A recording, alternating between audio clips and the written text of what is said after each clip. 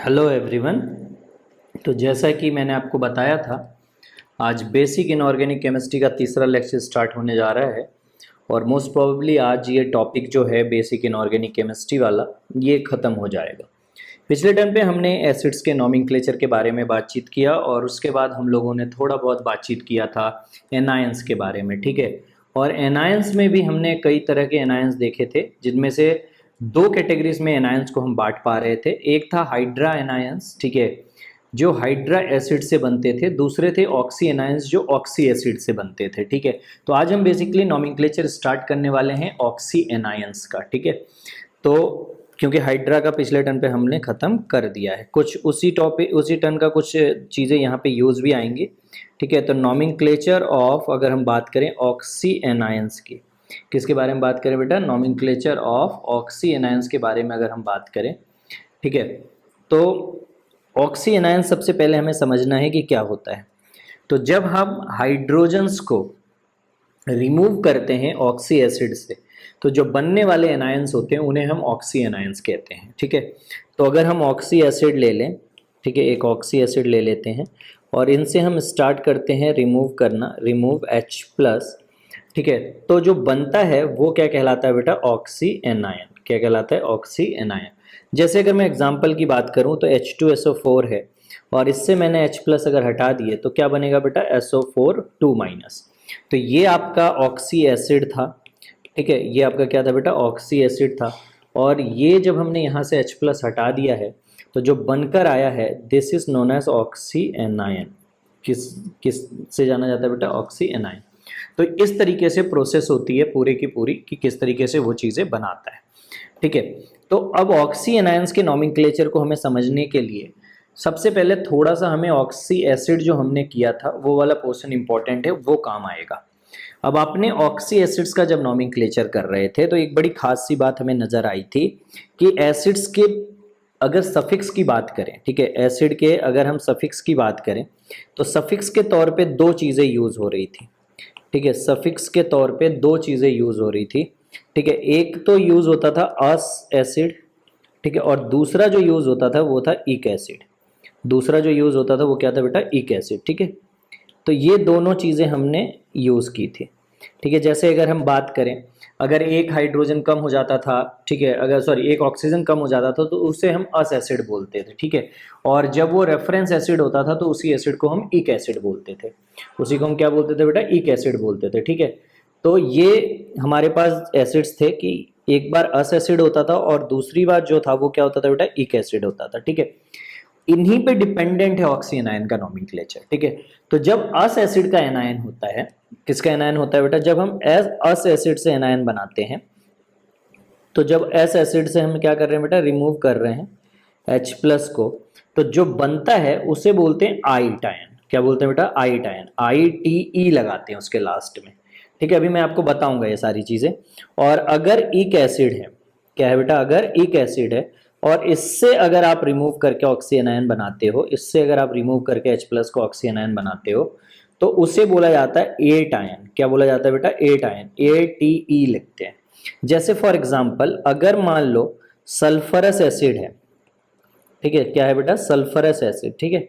Sulphuric acid से sulphurous acid, जिसको बोलते हैं H2SO3, ठीक है। क्योंकि अगर हम सल्फरिक एसिड की बात करें तो सल्फरिक एसिड क्या होता है बेटा? जहां पे जहां पर एक ऑक्सीजन ज्यादा हो अस एसिड से, ठीक है, उसको हम बोलते हैं सल्फरिक एसिड। अब सल्फरस एसिड जो होता है, अगर इसका एनायन बनाए तो इसका जब आप एनायन बनाओगे तो क्या बनेगा बेटा? SO3 2-, और इसका जब आप बनाओगे तो क्या बनेगा? SO4 2-, ठीक है। ये चीज समझ में आ गई।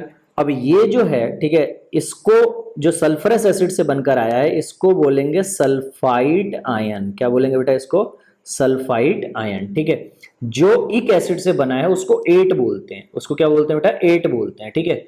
तो उसको हम बोलेंगे सल्फेट।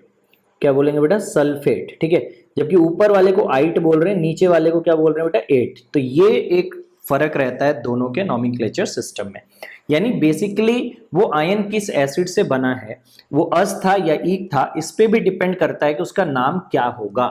इस पे भी डिपेंड करता है कि उसका नाम क्या होगा, ठीक है। तो ये चीज़ एक अब यहाँ पर इंपॉर्टेंट फैक्टर है जो अभी तक हम कंसिडरेशन में नहीं ले रहे थे, क्योंकि हाइड्रा एसिड सिर्फ एक ही तरीके के होते थे, उनका एक ही तरीके का नाम होता था, and that is hydro plus non metal plus ईक acid हम उनको कहते थे।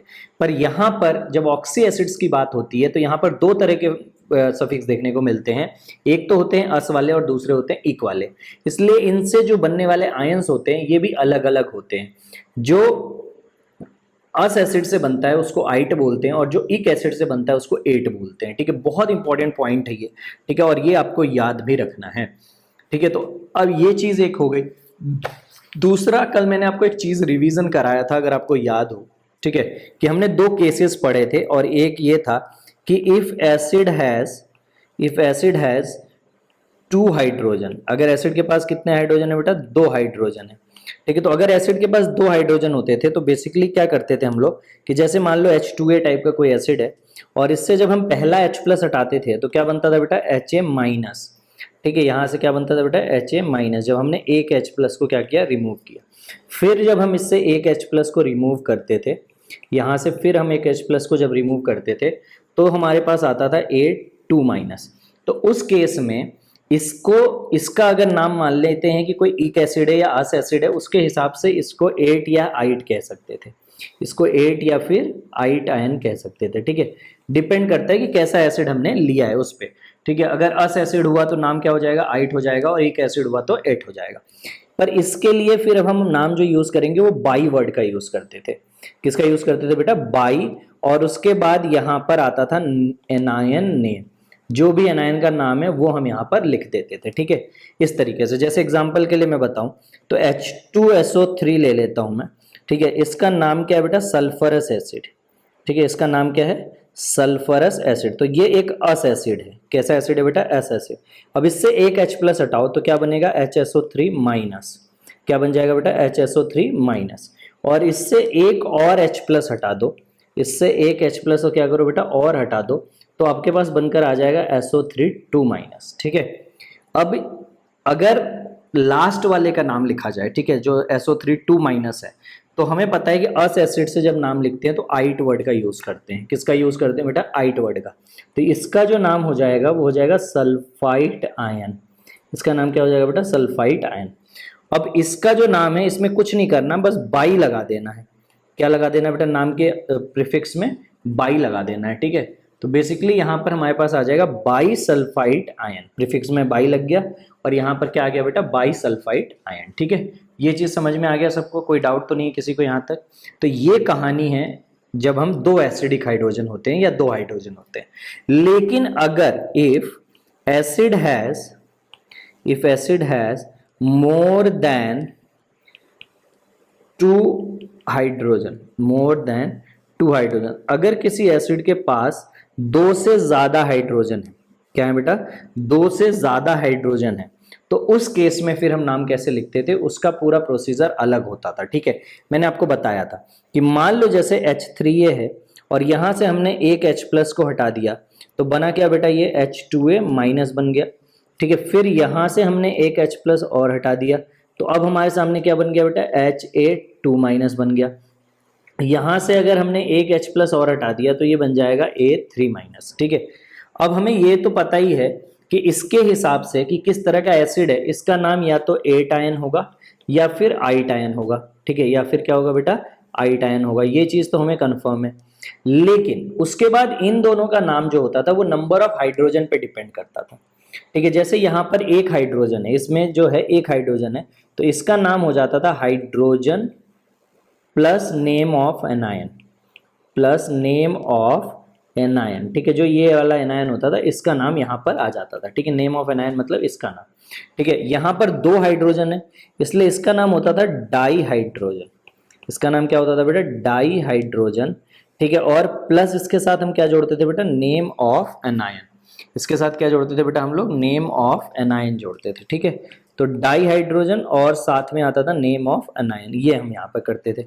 तो यहाँ पर इस तरह का प्रोसीजर फॉलो करते थे कि नंबर ऑफ हाइड्रोजन को मेंशन करते थे। और ये कब होता था बेटा, जब हमारे पास दो से ज्यादा हाइड्रोजन होते थे। जब हमारे पास क्या होते थे बेटा, दो से ज्यादा हाइड्रोजन होते थे तो हम ये रूल फॉलो करते थे।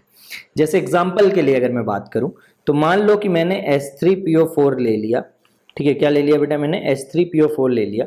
अब H3PO4 में से एक हाइड्रोजन जब हमने हटा दिया तो एक हाइड्रोजन हटाने पे क्या बन जाएगा बेटा, H2PO4 माइनस बन जाएगा। यहाँ से अगर मैं एक हाइड्रोजन और हटा दूं तो यहाँ पर हमारे पास बन जाएगा HPO4 2 माइनस। यहाँ पर अगर मैं एक H प्लस और हटा दूं तो हमारे पास बन जाएगा PO4 3 माइनस। अब इसका जो नाम होता है वो होता है फॉस्फोरिक एसिड।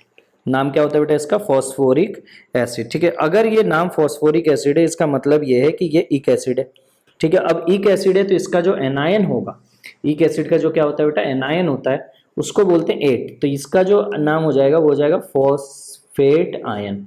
नाम क्या हो जाएगा बेटा इसका, फॉस्फेट आयन। ठीक है, अब आपको पता है कि अगर इसका नाम फॉस्फेट है तो जो बगल वाला आएगा उसमें हाइड्रोजन के रेस्पेक्ट में लिखा जाएगा। तो एक हाइड्रोजन है, इस वजह से उसका नाम हो जाएगा हाइड्रोजन फॉस्फेट आयन। क्या हो जाएगा बेटा इसका नाम, हाइड्रोजन फॉस्फेट आयन। ठीक है, हाइड्रोजन फॉस्फेट आयन। ठीक है, अब यहाँ पर दो हाइड्रोजन है इसलिए इसका नाम हो जाएगा डाई हाइड्रोजन फॉस्फेट।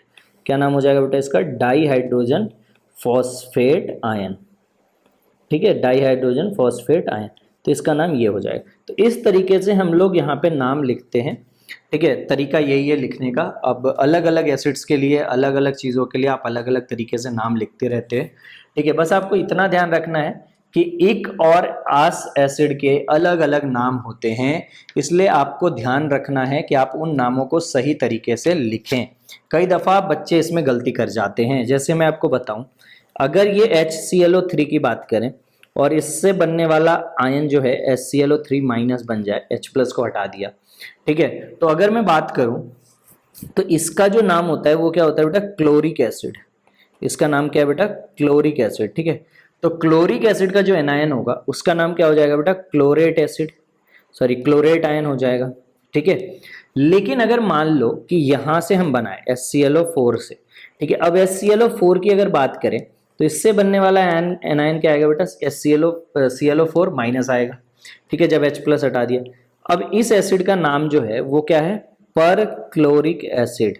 नाम क्या बेटा इसका, पर क्लोरिक एसिड। तो इसके रिस्पेक्ट में जो ClO4 माइनस है इसका नाम हो जाएगा पर क्लोरेट आयन। नाम में जो ये सफिक्स लगे हुए हैं या प्रीफिक्स लगे हुए हैं, जिस तरीके से यहाँ पे पर लगा हुआ है, ये सब नहीं चेंज करना है, ये सब ऐसा सच रहेगा। बस बदलता क्या है बेटा, इक की जगह क्या आ जाएगा, 8 आ जाएगा। इक की जगह क्या आ जाएगा, 8 आ जाएगा। ठीक है, बस इतना सा चीज करना है। ठीक है, आपको इसमें ज्यादा कुछ करने की जरूरत नहीं है, बहुत ज्यादा चेंजेस करने की जरूरत नहीं है। ठीक है, चलिए अब मैं कुछ क्वेश्चंस आपको देता हूं जो आप घर से इन आयंस का फॉर्मूला लिखकर लाएंगे। ठीक है, तो क्वेश्चन आप लिख सकते हो कि right the chemical formula, right the chemical formula. इनके आपको केमिकल फॉर्मूला लिखना है। पहला जो है इसके अंदर वो है मेटाबोरेट आयन। क्या बेटा, ये मेटाबोरेट आयन। तो मेटाबोरेट आयन जब आपको लिखना है तो बेसिकली कहां से लिखना पड़ेगा बेटा, ये मेटाबोरिक एसिड से। ठीक है, तो मेटाबोरिक एसिड कहां से बनेगा, बोरिक एसिड से। तो आप बोरिक एसिड लिखिए, फिर उससे मेटाबोरिक एसिड बनाइए और फिर वहां से आपको बनाना पड़ेगा मेटाबोरेट आयन। ठीक है, तो ये हो गया पहला क्वेश्चन। दूसरा क्वेश्चन नोट कर लीजिए। दूसरा क्वेश्चन है कि आपको थायोसल्फेट आयन बनाना है। ठीक है, क्या बनाना है बेटा, थायोसल्फेट आयन। तीसरा अगर बात करें जिंकाइट आयन। ठीक है, जिंकाइट आयन ले लो। ठीक है, अगला चौथा ले सकते हो बाई मैग्ना या मैग्नागाइट, बाई मैग्ना नाइट आयन ले लो। ठीक है, ये ले लो। पांचवा जो आपको लिख के लाना है या जो आपको बताना है, प्लम्बाइट आयन ले लो, प्लम्बाइट आयन। छठा जो है वो है स्टेनाइट आयन। ठीक है, सातवां है क्रोमेट आयन। क्रोमेट आयन कहाँ से आएगा बेटा, क्रोमिक एसिड से। ठीक है, तो क्रोमिक एसिड मैंने आपको कल बता दिया था, डी ब्लॉक के ऑक्सी एसिड्स के बारे में हमने बातचीत कर लिया था। ठीक है, तो उसी में आपको ये मिल जाएगा। उसके बाद 8th नाम आप ले सकते हो। ठीक है, 8th डाइक्रोमेट आयन। चलो बताओ क्या है, ठीक है, डाइक्रोमेट आयन, ये एक नई चीज़ है पर आपको समझ में आएगा ये, ठीक है। ये बेसिकली इसको चलो अगले टर्म पे बात करेंगे कि डाइक्रोमेट या डाइसल्फेट आयन कब यूज़ किया जाता है। तो कई बार पायरो की जगह आप डाई वर्ड का यूज़ कर सकते हो, ठीक है। पायरो की जगह किसका यूज़ कर सकते हो बेटा, डाई वर्ड का, तो वहाँ से ये नाम उठा के लिया गया है। तो इसके बारे में भी हम लोग बातचीत करेंगे बाद में, ठीक है। चलो अब हम आ जाते हैं, एक बहुत सिंपल सी चीज़ होती है, वो होती है क्या कहते हैं कि एनहाइड्राइड ऑफ एसिड। अब ये क्या चीज़ है ज़रा इसको हम लोग समझेंगे, ठीक है। तो एनहाइड्राइड ऑफ एसिड, ये चीज़ पूछी जाती रहती है, इसलिए ये इंपॉर्टेंट है, ठीक है। अब एनहाइड्राइड का मतलब क्या होता है, तो किसी भी चीज़ से जब हम वाटर को रिमूव कर देते हैं तो उसे बोला जाता है एनहाइड्राइड। क्या बोला जाता है बेटा उसे, एनहाइड्राइड। जिसके अंदर कोई वाटर मॉलिक्यूल ना बचा हो उस कंपोनेंट को बोला जाता है एनहाइड्राइड। क्या बोला जाता है बेटा उसे, एनहाइड्राइड, ठीक है। तो ये चीज़ है यहाँ पर। तो एनहाइड्राइड किसी का भी अगर हमें बनाना है तो हमें क्या करना है, एसिड में से रिमूव H2O, एसिड में से क्या करना है बेटा, रिमूव H2O। तो जैसे ही आप H2O हटाओगे तो जो बचने वाला कंपाउंड है वो हो जाएगा एनहाइड्राइड। क्या हो जाएगा बेटा, वो एनहाइड्राइड, ठीक है। अब प्रॉब्लम कहाँ है, प्रॉब्लम यहाँ आती है कि कई बार, ठीक है, जैसे अगर ये हुआ H2SO3 हुआ या H2SO4 हुआ, मान लो इससे अगर हमें वाटर को हटाना है तो चलो वाटर निकाल दो, वाटर निकालने के बाद क्या बचा बेटा, SO3। तो ये जो SO3 दिख रहा है ना, ये कहा जाएगा एनहाइड्राइड ऑफ एसिड, यानी कि ये बेसिकली किसका एनहाइड्राइड है बेटा, सल्फरिक एसिड का। ये किसका एनहाइड्राइड है, एनहाइड्राइड ऑफ सल्फरिक एसिड। किसका एनहाइड्राइड है बेटा, ये सल्फरिक एसिड का। बहुत सिंपली आप इसको बता सकते थे, ठीक है। जैसे अगर मैं बात करूं और भी एसिड्स के, जैसे H2SO3 की, ठीक है, तो अगर इससे आप वाटर को रिमूव करते हो तो आपके पास क्या बचेगा बेटा, SO2 बचेगा। क्या बचेगा, SO2। और ये जो SO2 है ये असल में एनहाइड्राइड किसका है, सल्फरस एसिड का, क्योंकि ये एसिड जो था ऊपर वाला ये सल्फरिक एसिड था, ठीक है, लेकिन जो नीचे वाला एसिड है ये सल्फरस एसिड है। ये कौन सा एसिड है बेटा, सल्फरस एसिड, ठीक है। तो बेसिकली सल्फरस एसिड का एनहाइड्राइड को एनहाइड्राइड ऑफ सल्फरस एसिड बोला जाएगा। तो ये हो जाएगा एनहाइड्राइड ऑफ सल्फरस एसिड। किसका हो जाएगा बेटा, ये सल्फरस एसिड, ठीक है। ये चीज़ समझ में आ गई। तो इस तरीके से हम एनहाइड्राइड बनाते हैं। पर प्रॉब्लम तब आती है जब एनहाइड्राइड निकालना हो, जब मान लो एक ही हाइड्रोजन हो, ठीक है, जैसे HClO4। अब इससे आप वाटर को कैसे रिमूव करोगे, ठीक है। तो क्योंकि यहां पर एक ही हाइड्रोजन है इसलिए रिमूवल ऑफ वाटर जिसमें 2 हाइड्रोजन की जरूरत है is not possible, because of one hydrogen presence, because of one hydrogen atom is present, ठीक है। क्योंकि इसके अंदर सिर्फ एक ही हाइड्रोजन एटम प्रेजेंट है, इस वजह से जो H2O का रिमूवल है वो पॉसिबल नहीं है। तो फिर कैसे करेंगे, सवाल ये आ जाता है। उस केस में आपको क्या करना है कि देखिए जरा ध्यान से, in case of one hydrogen atom हम क्या करते हैं, first the acid is dimerized, पहले एसिड को क्या करते हैं बेटा, हम डाइमराइज करते हैं, एंड देन रिमूव द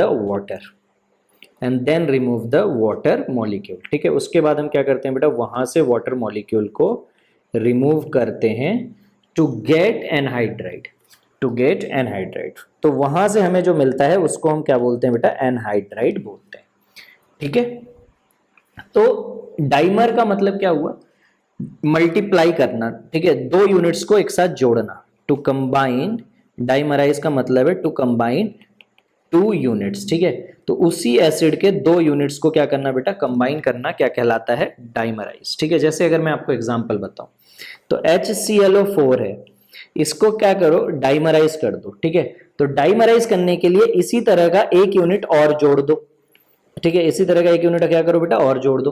तो जब आप इन दोनों को जोड़ देंगे तो आपको मिल जाएगा, फॉर्मूले के तौर पे अगर मैं बात करूं, ठीक है, समझने के पॉइंट ऑफ व्यू से है, जुड़ता ऐसे कभी नहीं है कोई चीज, ठीक है, यहां सिर्फ हम बात कर रहे हैं तो फॉर्मूलों के रेस्पेक्ट में बात कर रहे हैं, ऐसे एज सच कभी जुड़ेगा नहीं, ये कोई मैथ नहीं चल रहा है। ठीक है, तो ये हो जाएगा H2Cl2O8। अब इससे हटा दो वाटर, तो अगर इससे वाटर हटाओगे तो क्या बनेगा बेटा, Cl2O7। क्या बनकर आएगा, Cl2O7। इससे मैंने वाटर को रिमूव कर दिया है। तो ये जो बचा हुआ कंपाउंड है, ठीक है, इसको बोला जाएगा एनहाइड्राइड। इसको क्या बोला जाएगा बेटा, एनहाइड्राइड ऑफ क्लोरिक एसिड, पर क्लोरिक एसिड, एनहाइड्राइड ऑफ पर क्लोरिक एसिड, क्योंकि ये जो एसिड आप यहां पर देख रहे हो ये पर क्लोरिक एसिड है। ठीक है, इस एसिड का नाम क्या है बेटा, पर क्लोरिक एसिड। ठीक है, तो इसलिए इसको बोला गया एनहाइड्राइड ऑफ परक्लोरिक एसिड। तो समझ में आया, अगर एक हाइड्रोजन हुआ, क्या हुआ बेटा, एक हाइड्रोजन हुआ, तो उस केस में जब आपके पास एक हाइड्रोजन है तो उस केस में आपके पास रिमूव करने के लिए वाटर मॉलिक्यूल है। वाटर मॉलिक्यूल में 2 हाइड्रोजन है और 2 हाइड्रोजन तो है ही नहीं, तो रिप्लेस कैसे करें, तो पहले डाइमराइज करते हैं। डाइमराइज करने का मतलब क्या है बेटा, 2 यूनिट्स को साथ में जोड़ देते हैं। 2 यूनिट्स को साथ में क्या करते हैं बेटा, जोड़ देते हैं, और उन जुड़ी हुई 2 यूनिट्स में से वाटर मॉलिक्यूल को निकाल लेते हैं, और बचा हुआ जो फॉर्मूला है वो है एनहाइड्राइड।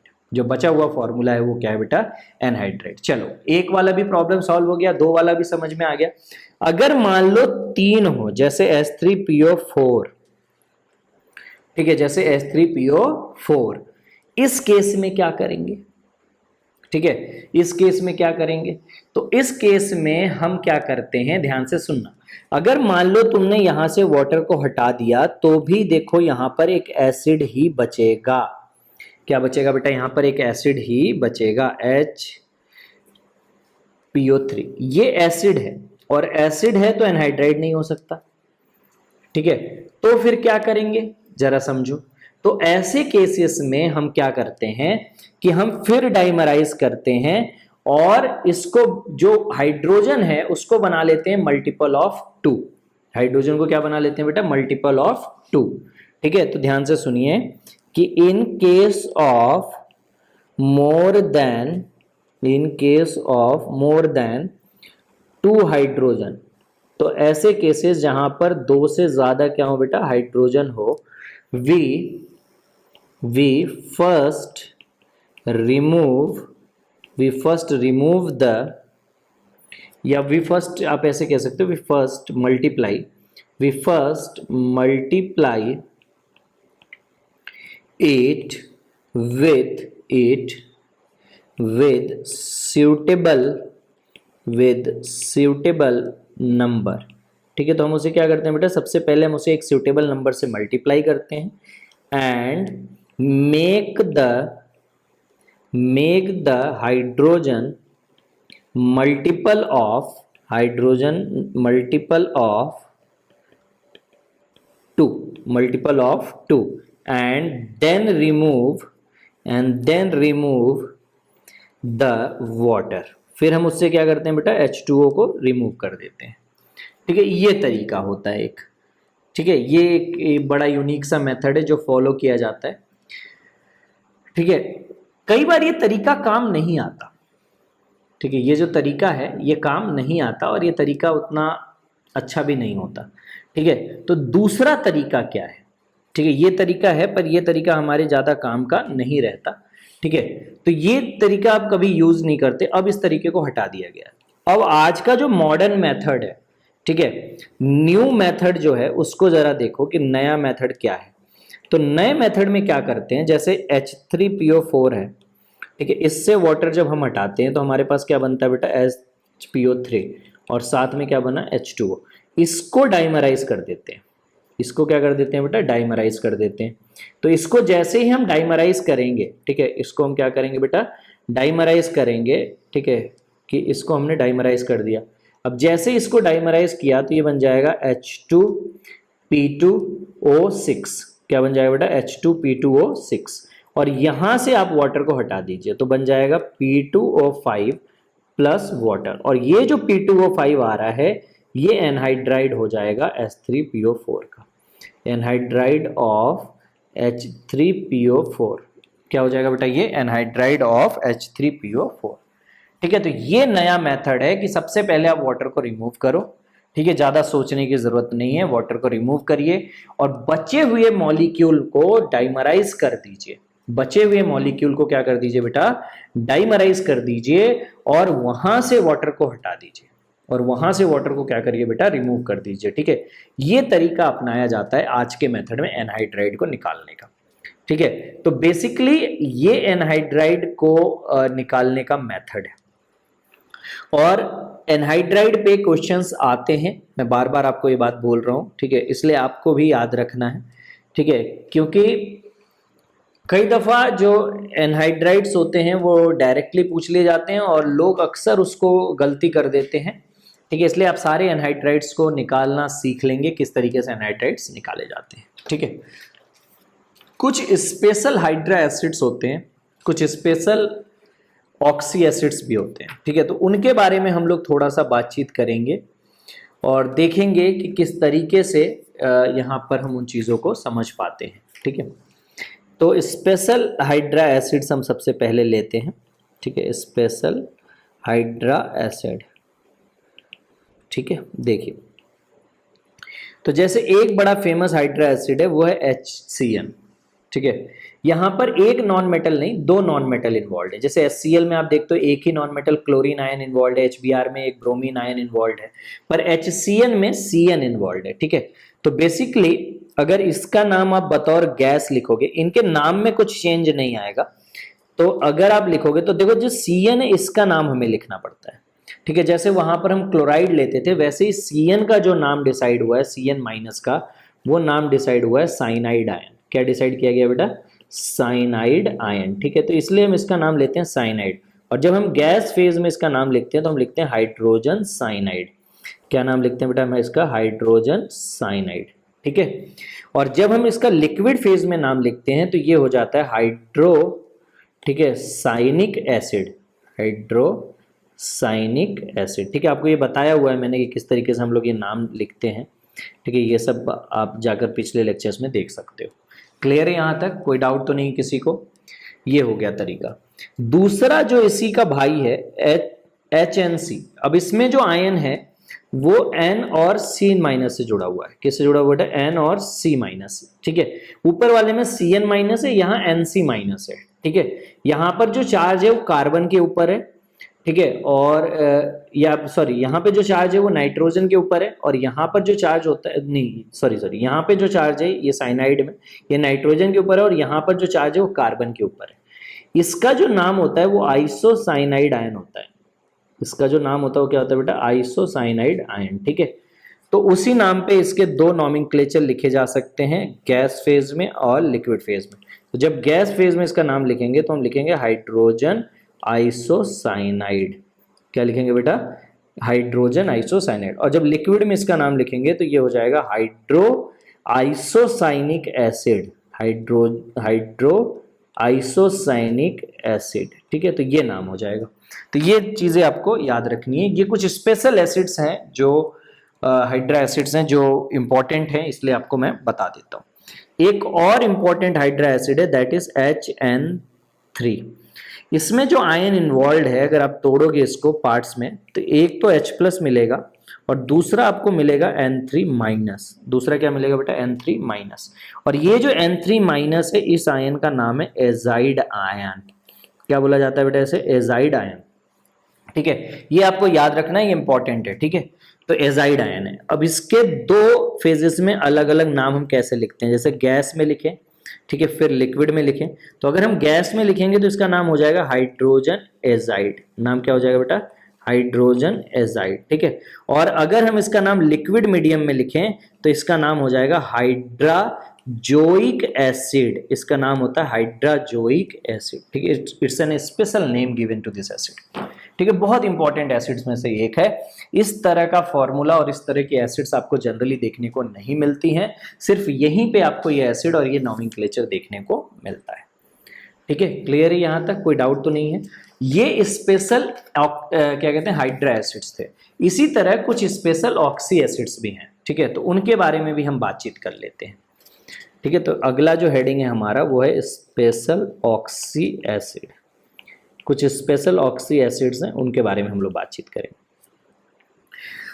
तो देखो, जैसे एक बहुत फेमस ऑक्सी एसिड है HOCN, ठीक है, वही वाला पार्ट है इसमें भी कि दो पार्ट में अगर तोड़ोगे तो एक आएगा H और एक आएगा, ठीक है, OCN माइनस, ठीक है। इस एसिड का जो नाम होता है, ये एक पेरेंट एसिड मानी जाती है, मतलब कि ये एक रेफरेंस एसिड ली जाती है और इसका नाम होता है साइनाइक एसिड। क्या नाम होता है बेटा इसका? साइनिक एसिड, ठीक है। और इससे बनने वाला जो आयन है OCN माइनस, इस आयन को बोलते हैं साइनेट आयन। क्या बोलते हैं बेटा इसको? साइनेट आयन, ठीक है। तो ये चीज हमें यहां पर इसको देखने को मिलती है। दूसरा जो होता है वो होता है HNCO, ठीक है, इसी का भाई है। जैसे ये साइनिक हुआ, इसको हम बोलते हैं आइसोसाइनिक एसिड। क्या बोलते हैं बेटा इसको हम? आइसोसाइनिक एसिड, ठीक है, आइसोसाइनिक एसिड। और इससे मिलने वाला जो आयन है NCO माइनस, ठीक है, NCO माइनस, इसको बोला जाता है आइसोसाइनेट आयन। क्या बोला जाता है बेटा इसको? आइसोसाइनेट आयन, ठीक है। इसी तरह से HCOOH होता है, ये आपने पढ़ा होगा, ठीक है, 10th क्लास में आपको बताया गया होगा। इस एसिड को बोला जाता है फॉर्मिक एसिड। ऑर्गेनिक का नोमेनक्लेचर सिस्टम है ये, और ये इसलिए बोला जाता है क्योंकि ये एक क्या कहते हैं कि एंट से आता है, ठीक है, that is why it is named as formic acid, ठीक है। और इससे जो आयन मिलता है, जैसे क्या आयन मिलेगा बेटा यहाँ पर? HCO माइनस मिलता है, और इस आयन का नाम होता है फॉर्मेट आयन। क्या नाम रहता है बेटा? Format ion. तो ये सब वो नाम है जो आपको थोड़े बहुत याद रखने पड़ते हैं, ठीक है। चलिए और भी आपको बात करते हैं। जैसे इसका भी नाम शायद आपने 10th क्लास में पढ़ा होगा, इसको बोला जाता है एसिटिक एसिड। क्या बोला जाता है बेटा इसको? एसिटिक एसिड, ठीक है, एसिटिक एसिड। मैं मिटा के इसको दोबारा लिख देता हूं एक बार, ACETIC, एसिटिक एसिड, ठीक है। और इससे जो मिलता है आयन, ठीक है, इससे जो आयन मिलता है वो होता है CH3COO माइनस, और इसको बोला जाता है एसीटेट आयन। क्या बोला जाता है बेटा इसे? एसीटेट आयन, ठीक है। इसके अलावा एक होता है COOH, और इधर भी आ जाता है COOH, ठीक है। और यहाँ से इसको जो नाम है ये होता है ऑक्जेलिक एसिड। इसका नाम क्या है बेटा? ऑक्जेलिक एसिड, ठीक है। और यहाँ से अगर आप देखोगे तो अगर एक हाइड्रोजन को हटा दोगे एक बार में, और एक बार आप दोनों हाइड्रोजन को हटा सकते हो, COO माइनस COO माइनस बना सकते हो, ठीक है। इसको बोला जाता है बाई ऑक्जेलेट आयन। क्या बोला जाता है बेटा इसको? By oxalate ion. ये वो वाला केस है जहां पे एसिड के पास दो हाइड्रोजन है, जहां पे एसिड के पास कितने हाइड्रोजन है बेटा? दो हाइड्रोजन। और इस आयन को जो इधर साइड में बना हुआ है, इस आयन को बोला जाता है ऑक्जेलेट आयन। क्या बोला जाता है बेटा? बेटा ऑक्जेलेट आयन, क्योंकि ऑक्जेलिक एसिड से बना हुआ, ठीक है। तो ये कुछ स्पेशल ऑक्सी एसिड्स थे, और आपको पहले भी मैंने बताया कुछ स्पेशल हाइड्रो एसिड्स के बारे में भी हमने बातचीत किया, ठीक है। तो ये कुछ इंपॉर्टेंट फैक्टर्स थे, ये इंपॉर्टेंट चीज़ें थी जो आपको पता होनी चाहिए थी एसिड्स के बारे में। बेसिस का नाम लिखना बहुत आसान है, और इसके बारे में मैंने आपको पहले भी बात की हुई है, ठीक है, कि बेसिस का नाम हम कैसे लिखते हैं, ठीक है। जो भी एनायन इन्वॉल्व होता है उसका नाम लिखते हैं, और जो केटाइन इन्वॉल्व होता है उसका नाम लिखते हैं, ठीक है। अब केटाइंस का नाम कैसे लिखा जाता है वो मैं आपको सिखाने जा रहा हूँ, ठीक है। तो ध्यान से मेरी बात सुनिएगा। नेमिंग ऑफ केटायन हम देखते हैं, ठीक है, तभी आपको समझ आएगा कि कैसे किया जाता है, ठीक है। Naming of cation. अब केटायंस में भी दो तरह की चीजें होती हैं, ठीक है, उनको भी थोड़ा सा हम यहां पर समझेंगे। तो केटायंस हो सकता है कि सिर्फ एक ही ऑक्सीडेशन स्टेट रखता हो, ठीक है। तो केटायंस जनरली कौन बनाता है बेटा? मेटल से, ठीक है। तो केटायंस जो हैं वो जनरली कहां से आते हैं बेटा? Comes from metal. कहां से आते हैं बेटा? ये मेटल से, ठीक है। अब अगर हम मेटल्स की बात करें तो मेटल्स में दो तरीके होते हैं। मेटल्स में क्या होते हैं बेटा? दो तरीके होते हैं, ठीक है। एक ऐसे मेटल्स होते हैं जिनकी सिर्फ एक ही ऑक्सीडेशन स्टेट होती है, और कुछ ऐसे मेटल्स होते हैं जिनके एक से ज्यादा ऑक्सीडेशन स्टेट होते हैं, ठीक है। तो सबसे पहले हम कवर करेंगे metal with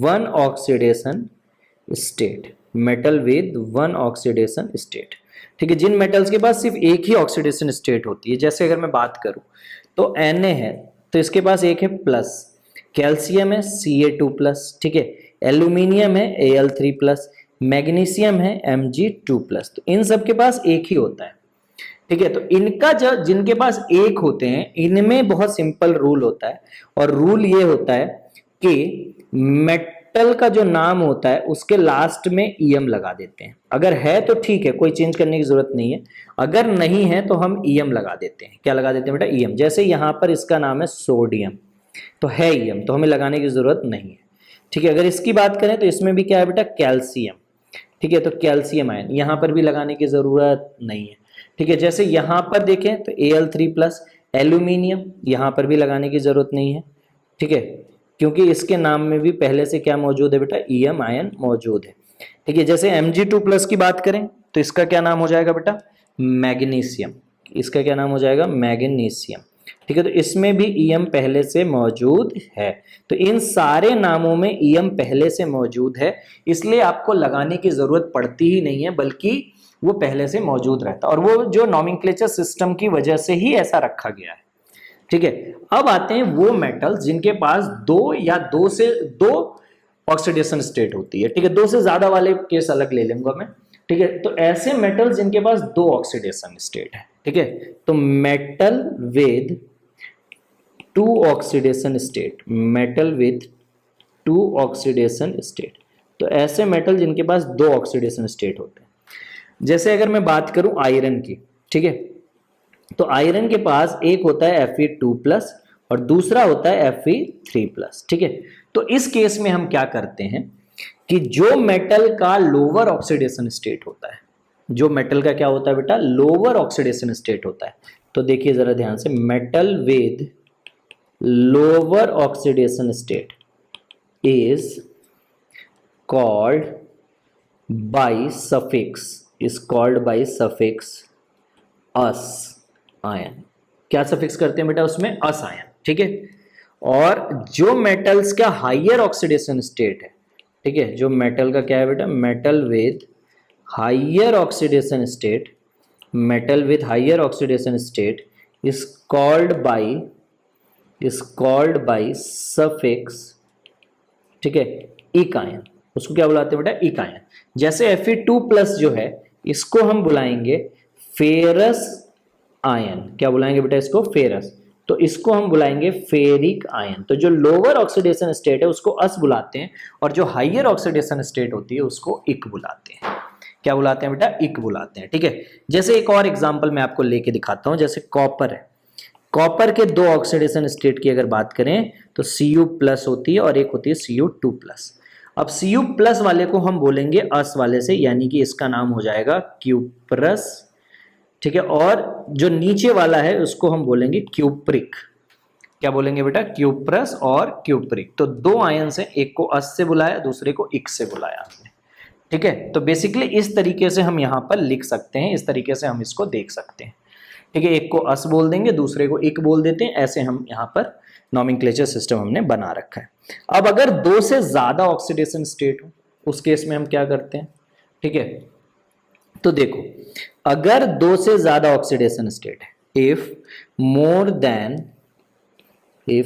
then two oxidation state are present,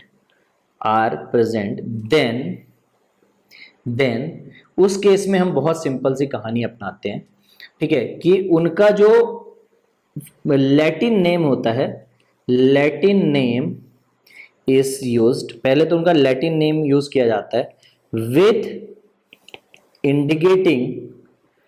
indicating oxidation state in Roman letter in small bracket, ठीक है। तो हम क्या करते हैं, देखो जरा समझ में आ जाएगा।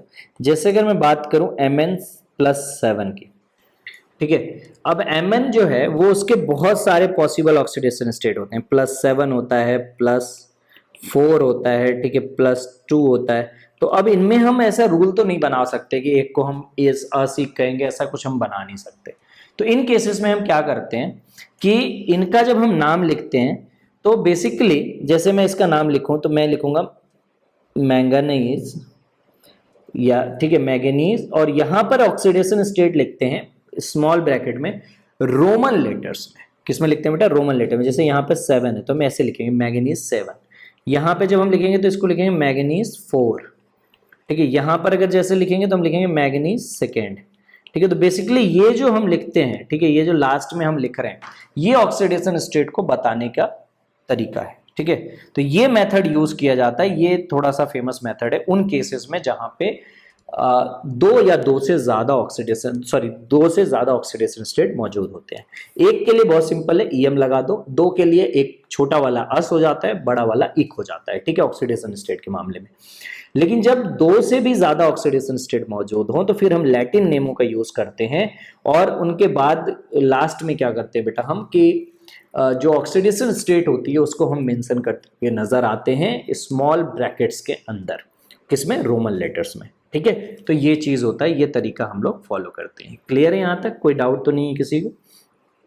अब जैसे मैं आपको बात करूं कुछ नाम लिखने का, जैसे अगर मैं बेसिस का नाम की बात करूं, जैसे NaOH है तो इसका नाम हम लिखेंगे, क्योंकि ये सोडियम है तो हम लिखेंगे सोडियम, और एनायन जो है वो हाइड्रा ऑक्साइड है, तो इसका जो नाम हो जाएगा वो हो जाएगा सोडियम हाइड्रा ऑक्साइड। क्या नाम हो जाएगा बेटा? Sodium hydra oxide. केटायंस का नंबर या एनायंस का नंबर हम मेंशन नहीं करते जब तक कि कोई स्पेसिफिक रूल ना हो, जब तक कि कोई स्पेसिफिक रूल ना हो। ठीक है, जैसे अगर मान लो कि इस तरीके से आपके पास आ जाए कि CaOH होल ट्वाइस, तो यहां पर आप ऐसे नहीं लिखते इसको। ठीक है, ये हम लिखेंगे कैल्शियम हाइड्रा ऑक्साइड। क्या लिखेंगे बेटा इसका नाम? Calcium hydra oxide. हम ऐसा नहीं लिखते कैल्शियम डाईहाइड्रा ऑक्साइड। हम कभी भी ये नहीं लिखते कि कैल्शियम डाईहाइड्रा ऑक्साइड है, यानी नंबर ऑफ एनायन और नंबर ऑफ केटायन हम मेंशन नहीं करते इनऑर्गेनिक केमिस्ट्री के नोमेनक्लेचर में। ठीक है, इस बात का आप ध्यान रखेंगे। जैसे अगर मैं बात करूं यहां पर हमारे पास Na2SO4 है। ठीक है, तो इसमें हम ऐसा नहीं लिखेंगे कि डाई सोडियम सल्फेट, यहां पर हम ये नहीं लिखेंगे कि डाई सोडियम सल्फेट है, इसको हम लिखेंगे सोडियम सल्फेट। इसको हम क्या लिखेंगे बेटा? Sodium sulphate. ठीक है, बहुत सिंपल सी चीज है ये भी। ठीक है, तो ये एक चीज आप यहां पर ध्यान रखिएगा कि चाहे कोई भी केस हो, कैसा भी केस आपके सामने आ जाए, we never write down the number of cation और number of anion in a inorganic nomenclature. ठीक है, तो यहां पर हम नोट पॉइंट के तौर पे लिख सकते हैं कि in naming of inorganic compound, ठीक है, जब हम किसका नोमेनक्लेचर करते हैं बेटा? इनऑर्गेनिक कंपाउंड का, then we never mention the number of cation और anion। ठीक है, तो जो नंबर ऑफ केटायन और एनायन होता है उसको हम मेंशन नहीं करते। ये चीज आपको ध्यान रखनी है, अक्सर बच्चे इसमें गलती कर जाते हैं। ठीक है, तो अब आपने एसिड का सीख लिया, बेस का सीख लिया, सॉल्ट का भी सीख लिया कि किस तरह से हम उनका नाम लिखेंगे। ये सारी चीजें आपने सीख लिया है। ठीक है, कोई डाउट तो नहीं है किसी को यहां तक? बहुत सिंपल सी चीज है ये। ठीक है, और आपको एक बहुत इंपॉर्टेंट चीज मैंने बताई थी, बेसिसिटी और प्रोटोसिटी। ठीक है, उसी को थोड़ा सा हमें और समझना है बेसिस के लिए। ठीक है, तो एसिड्स के लिए एसिडिटी बेसिसिटी होती है, एसिड्स के लिए क्या होता है बेटा? बेसिसिटी। तो बेसिसिटी ऑफ एसिड जब कहा जाता है तो इसका मतलब क्या होता है बेटा? Number of H plus furnished by acid, number of H plus furnished by acid in aqueous solution. जब वो कहाँ है बेटा? एक्वस सोल्यूशन में है, तो जितने H प्लस वो फर्निश करता है उसको हम बोलते हैं बेसिसिटी ऑफ एसिड। उसको क्या बोलते हैं बेटा हम? Basicity of acid. ठीक है, अब दूसरा जो होता है वो होता है बेस। क्या होता है बेटा? बेस। अब बेस में हमें एसिडिटी से रोल होता है, तो एसिडिटी ऑफ बेस जो होते हैं वो बेसिकली क्या होते हैं? Number of OH minus furnished by base. ठीक है, तो जितना बेसिस का फर्निश किया जाता है एक्वस सोल्यूशन के अंदर OH माइनस। ठीक है, यहां पर H प्लस की कहानी है, यहां OH माइनस की कहानी है। ठीक है, जैसे मैं आपको एग्जांपल के तौर पे बताऊं, तो जैसे अगर CaOH होल ट्वाइस है, ठीक है, तो जब आप इसको पानी में डालेंगे तो ये रिलीज करेगा Ca2 प्लस और साथ में 2 OH माइनस बनाएगा। साथ में क्या बनाएगा बेटा 2 OH माइनस, ठीक है। इसी तरह अगर एल्यूमिनियम हाइड्रोक्साइड की बात की जाए तो जैसे AlOH होल थ्राइस है, ठीक है। तो अगर हम ब्रेक डाउन करें पानी में जाकर तो ये बनाएगा Al3 प्लस और साथ में रिलीज करेगा 3 OH माइनस, ठीक है। अगर इसी तरह से KOH को एक्वस सोल्यूशन में डिसॉल्व किया जाए तो ये बनाएगा K प्लस और साथ में बनाएगा OH माइनस, साथ में क्या बनाएगा बेटा OH माइनस, ठीक है। तो अगर इनकी आपसे एसिडिटी पूछी जाए, क्या पूछा जाए बेटा एसिडिटी, तो इसको बोला जाएगा 2 है इसकी एसिडिटी, 2 OH माइनस रिलीज हो रहे हैं, यहाँ पे 3 हुए हैं इसलिए इसको बोला जाएगा 3, ठीक है। यहाँ पर 1 हुआ है इसलिए इसको बोला जाएगा 1, ठीक है। तो और एसिड्स में आपको पता है H प्लस जितने वो फर्निश करता था उसको हम बोलते थे क्या कहते हैं बेसिसिटी ऑफ एसिड। अब ये वर्ड उल्टी क्यों है, ये सवाल आता है। वो इसलिए कहा गया है, जरा आप समझिएगा रिएक्शन को, यहाँ पे मैं इसमें 2 मिनट खर्च करूंगा, आप देखिए जरा। तो जैसे अगर मैं एक रिएक्शन की बात करूं, ठीक है, तो अगर आप यहाँ पर ध्यान से देखो, जैसे ये HCl है और इसकी रिएक्शन मैं करा दूं CaOH होल ट्वाइस से, किससे रिएक्शन करा दूं बेटा CaOH होल ट्वाइस से, ठीक है। तो उस केस में होगा क्या कि अब आप इसको ध्यान से समझिए, ये जो कंपाउंड है ये सब रिएक्शन होने के बाद ऐसा बनाते हैं, CaCl2 बना लेगा और साथ में रिलीज करेगा H2O, क्या रिलीज करेगा बेटा H2O, ठीक है। और जब आप इस रिएक्शन को बैलेंस करेंगे तो इस तरीके से आपको बैलेंसिंग फैक्टर भी एक नजर आएगा। अब आप इसके बारे में हम लोग बातचीत करते हैं, ध्यान से देखिएगा और समझिएगा, ठीक है। तो अगर आप इसको पूरा बैलेंस करोगे तो शायद यहां पर 2 आना चाहिए। 1 मोल जो यहां पर CaOH है वो कितने मोल एसिड से रिएक्ट हो रहा है 2, कितने मोल एसिड से रिएक्ट हो रहा है बेटा 2। तो बेसिकली एक जो CaOH है वो 2 HCl को खत्म कर रहा है, इसलिए जो इसकी एसिडिटी है कि एसिडिटी का मतलब है कि इसकी एसिडिटी अगर हम डिफाइन कर रहे हैं मतलब ये 2 मोल एसिड से रिएक्ट करेगा, यानी 2 मोल एसिड को न्यूट्रलाइज करेगा, समझ में आया। इसलिए उसको एसिडिटी कहा गया है, क्योंकि वो एक कंपाउंड 2 मोल एसिड को न्यूट्रलाइज कर सकता है, इसलिए उसकी एसिडिटी मानी जा रही है। वो क्या मानी जा रही है बेटा उसकी एसिडिटी मानी जा रही है, ठीक है। तो जो जिसको न्यूट्रलाइज करता है उसके रिस्पेक्ट में नॉमेनक्लेचर डिसाइड किया गया है, उसके रिस्पेक्ट में क्या किया गया बेटा नॉमेनक्लेचर डिसाइड किया गया है, ठीक है। जैसे अब यहां पर समझिए कि एसिड जो है वो किसको न्यूट्रलाइज करेगा बेटा बेस को, तो acid neutralises base, thus the name of H plus available, number of H plus available with acid is called basicity, is called basicity, ठीक है। क्यों कहा जाता है, क्योंकि ये न्यूट्रलाइज करता है बेस को, ठीक है। अगर ये न्यूट्रलाइज नहीं करता बेस को तो इसको हम बोलते, अगर जैसे यहां पर आप देखोगे बेस को, ठीक है, बेस किसको न्यूट्रलाइज करता है बेटा एसिड को, बेस न्यूट्रलाइजेस एसिड, ठीक है। बेस किसको न्यूट्रलाइज कर रहा है एसिड को, इसलिए जो OH माइनस होते हैं उसको बेसिसिटी नहीं एसिडिटी कहा जाता है, उसे क्या कहा जाता है बेटा एसिडिटी, ठीक है। तो यहां पर हम कहेंगे कि the name of OH minus available, the number of OH minus available या OH minus available with base is called acidity, is base is called acidity, तो उसे हम क्या बोलते हैं बेटा एसिडिटी बोलते हैं, ठीक है। तो इसको हम बेसिसिटी कह रहे थे, इसको हम क्या कहते हैं बेटा एसिडिटी कहते हैं, ठीक है। क्योंकि ये किसको न्यूट्रलाइज करता है एसिड को, जो जिसको न्यूट्रलाइज करता है उसके बेसिस पे नाम रखा गया है, ठीक है। इसलिए नाम जस्ट अपोजिट है, एसिड का बेस और बेस का एसिड वाला नाम है, ठीक है। तो इस तरीके से हम इसमें नॉमेनक्लेचर सिस्टम डिफाइन करते हैं और इस तरह से हम नॉमेनक्लेचर सिस्टम का यूज करते हैं।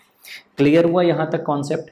तो ये पूरी कहानी थी बेसिक इनऑर्गेनिक केमिस्ट्री की, जो आपको जरूरत होती है।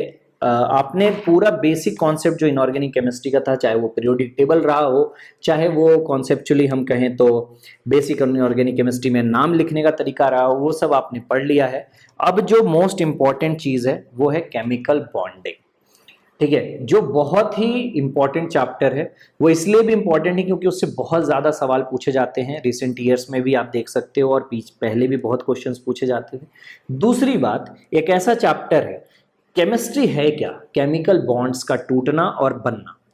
ठीक है, किसी का किसी से जुड़ना, किसी का किसी से दूसरे से जुड़ना, किसी का किसी से निकलना, या रिएक्शन को करना। ठीक है, ये सारी चीजें जो होती हैं, ठीक है, ये सारी की जो चीजें हैं, इन्हीं को हम क्या बोलते हैं बेसिकली बेटा, रिएक्शन। ठीक है, और ये रिएक्शन जब होती हैं तो बेसिकली बॉन्ड्स बदल रहे होते हैं। क्या बदल रहे होते हैं बेटा, बॉन्ड्स बदल रहे होते हैं। जैसे मैं आपको थोड़ा सा आइडिया देता हूं तो आपको अंदाजा लग जाएगा। जैसे अगर मैं आपको बात करूं, NaCl की रिएक्शन करा दी हमने, ठीक है, किसी के H2O के साथ, तो जब ये रिएक्शन होगी तो बनेगा क्या, ये NaOH बन जाएगा और ये बन जाएगा HCl।